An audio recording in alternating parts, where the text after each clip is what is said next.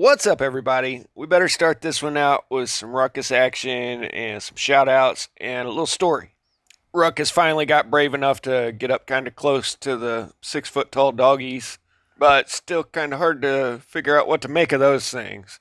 Just imagine if you were like 7 years old and then all of a sudden you realized that there were 50-foot tall people. I figure it's probably something like that. I want to give some shout outs for super thanks Evan Cribben, Michael Behrens, and Nick Teagues. And then Sheila, and Sheila, Forex Gump, and Michael Behrens and Nick Teagues again.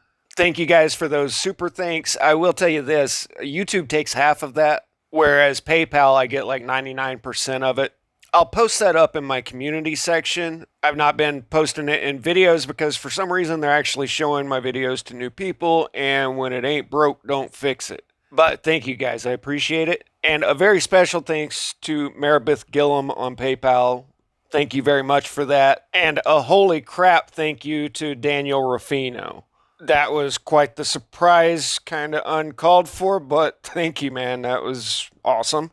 Daniel and Maribeth, I tried emailing you guys, hadn't heard back yet, but if there's any video I can do for you guys, yeah, you got it. Most of that was after this video, which I was actually kind of nervous to release. I was afraid I'd upset a lot of people and a lot of people all walk away. Sometimes the truth isn't exactly what we want to hear, but it went over way better than I expected. So, a quick story that's relevant to the subject matter. I was talking with Betty the other day, this nice old lady I did this beautiful kitchen for, and she had mentioned her parents met over in the cotton fields in eastern Missouri. This was during the 1930s Great Depression era, and I started asking questions about it. So I asked, they were picking cotton, right? And she said, yeah, jobs were hard to come by, and they were more than happy to do the work. They paid $1 a day between the two of them, and so towards the end of summer, they'd spend a couple months at harvest time picking cotton, and they'd make enough money to, buy their food, which was just flour and sugar and just the basic ingredients, and that would last them through the winter, along with their chickens and milk cow. And, they didn't think anything about it. A job's a job. None of this came as a surprise to me. I grew up listening to my grandparents talk about the Great Depression. Only there's no cotton fields in the Rocky Ozark Mountains. But everyone has been so heavily propagandized towards one narrative. They were stolen by the wheat man and forced to pick cotton. Well, we'll get into living conditions between poor in the South and poor in the North at that time. You might be surprised. And while we were talking, Betty even said, yep, that's my wheat privilege.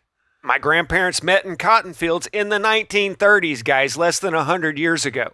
So I'm going to try to set the record straight here as best as I can, which isn't popular with the overlords, so I got to present this in a certain way. If you're just listening, look at the screen for a minute and let's get some definitions straight. This word at the top of the screen I will refer to as chattel or chattelry, which is historically correct and not meant to be derogatory. I'm just trying to tell you the history your teacher shoulda. But as usual, this was not some random group of do-gooders that mounted battalions and went to free the poor oppressed people. That's always the narrative, though. This is a quote from Lincoln on the screen here. This was the Alliance doing what they do. Not only were they shipping the chattel over, but they were also shipping over the people to fight the South for doing what they're doing. But let's back up 20 years and start in 1841. William Henry Harrison became president, and just 31 days later, he was no more. Oh, that's unfortunate. Well, during his inaugural address, he said, "We admit no alliance who practice the divine right of kings to wield power as sanctioned by the Pope." Harrison wasn't willing to accept Texas as a chattel state, and the Alliance was wanting to use that as an issue to divide the people of the North. So Harrison retired from suspected ingestion of toxins. So next, in 1841, still John Tyler, the vice president, stepped up to the office. He played ball, Texas was admitted as a chattel state, and what do you know? The camaraderie of our fellow countrymen was fractured. And Tyler lived a long life after his term. 1848 came Zachary Taylor. Tensions had risen and states were about to split. Wouldn't you know it, the Alliance already had a solution, Hegelian dialectic, but Taylor didn't want to play ball. He was perfectly fine when he attended the groundbreaking ceremony for the Washington Monument, then became ill after what some say was eating a bowl of cherries. Next up was Millard Fillmore, last one. He passed the Compromise of 1850 that Taylor rejected, and he lived a good long life. It's a healthy thing to agree with Rome. So that gives you an idea of where things were at before 1860 and secession.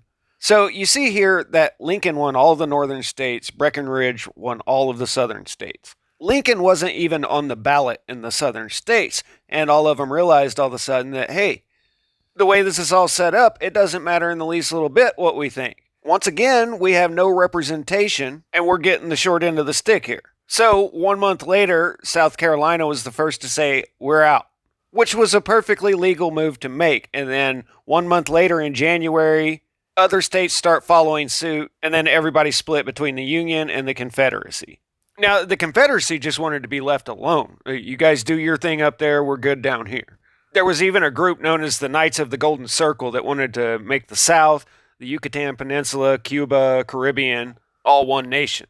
But the alliance wasn't having any of it. Even though a lot of people in the North supported states' rights to secession. It was all about states back then. It wasn't the United States, it was the United States. Big difference. So the C-Dub started off with the bombardment of Fort Sumter, which many mistakenly call the Battle of Fort Sumter. It was a bombardment because they weren't actually aiming to hit anyone. Union forces had refused to vacate the fort, which was in Southern territory. So the South actually roof-knocked them and told them this was coming and not to be on the side of the fort. The only casualties were after the bombardment was over. I wonder what they overheard. Here's what they don't teach you in school. General Anderson, a lodge brother from the North, refused to vacate the fort. General Beauregard, a lodge brother originally from New Jersey who had relocated to New Orleans, was in charge of the southern bombardment. So now when you hear this was a dub fought between brothers, you see a whole different layer to it. The actual first shots fired happened a couple months prior to the bombardment when Lodge brother James Buchanan had sent the Star of the West to resupply the garrison that had agreed to vacate southern land. So I'll just make this shorter and easier to understand than any version you have ever heard about this. Both sides were being commanded by the same person, and unbeknownst to all of them, that person lived in Rome. Let's just say Southern leadership was heavily compromised. For example, at the First Battle of Manassas, Confederate forces were beaten back until Colonel Thomas Jackson, a true Southern hero, stood his ground and earned the nickname of Stonewall Jackson. This routed Union forces back towards D.C., but Lodge brother Generals Beauregard and Johnson refused to pursue, and historians say that if they had, they could have ended the whole thing in a matter of days. Notice how it says these were panicked Teamsters and civilians. The South had men trained up, ready to go. Southern leadership refused to go on the offensive and gave the North all the time they needed to train and deploy men, which we'll get to in a minute. There were other Southern generals that seemed to be working against the South, like the famous Robert E. Lee. At the Battle of Gettysburg, he ordered what's known as Pickett's Charge, where he sent his men into an absolute meat grinder across a mile of open ground against dug-in and fortified artillery and riflemen. You don't have to be from West Point to understand how incredibly stupid that is. The average person can run a mile in 8 to 11 minutes. So that's 10 minutes of cannonballs being bowled across a field, and Lee eliminated a third of Confederate forces in that one move. Yet people are so misinformed, they still held General Lee as a Southern hero. But the South was never going to win. There was a unrelenting flood of fresh young men coming into the North. I hope everybody's paying attention and making correlations to what's going on in the world today. While the South lost a total of 258,000, the North relocated between, 500,000-600,000. This is official numbers. It's probably way higher from overseas. The majority of these coming from Germany, 216,000, and Ireland accounted for another 150,000. So what do these two countries have in common? Pretty sure everybody knows where the Irish stand. Hey, they even use my name for the Rhinelanders. But yes, at this time, their loyalty was to Rome. So, Lodge brothers from the South refused to make a move on the North when they had the chance, gave them enough time to draft so many people it caused unrest on the streets, then trained them and overwhelmed the South by sheer numbers. This whole time, Southern cities were being flooded by people that were loyal to Rome and not home. This prompted people like Samuel Morse, the inventor of Morse code, to write books such as these, because anyone with half a brain understood what was going on. And even Father Chinnicky, a former priest of the order, wrote that unbeknownst to the Lodge brothers of both the North and the South, the Jesuits had infiltrated the Lodge in the late 1700s and taken control of the leadership.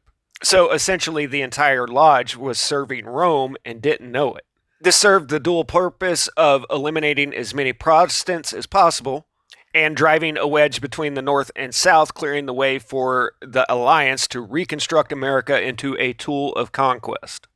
Lincoln, a lawyer, had no military experience whatsoever, and Southerners saw it as a joke that he was mounting an offensive. But just like today, it's not the guy you see that's running the show. That's Alan Pinkerton of the Pinkerton Detective Agency on the left. But Lincoln and Pinkerton are a big long story. I did a video a while back if you guys want to go watch it. And you might have noticed that there hasn't been much mentioned about the chattel during all of this. That's because them being freed was just an unavoidable side effect of what happened. This actually caused the biggest humanitarian crisis in American history. Hundreds of thousands of people suddenly had nowhere to go and nothing to do, because the intent never was to give them a better life. And I think everybody deserves to know who it was that actually brought them over here. Even though Lincoln played ball for a while, he met the same early fate as the presidents from earlier in the video. Becoming president seemed to be the biggest health hazard in America at that time. And like I keep telling you, all roads lead to Rome. Static out.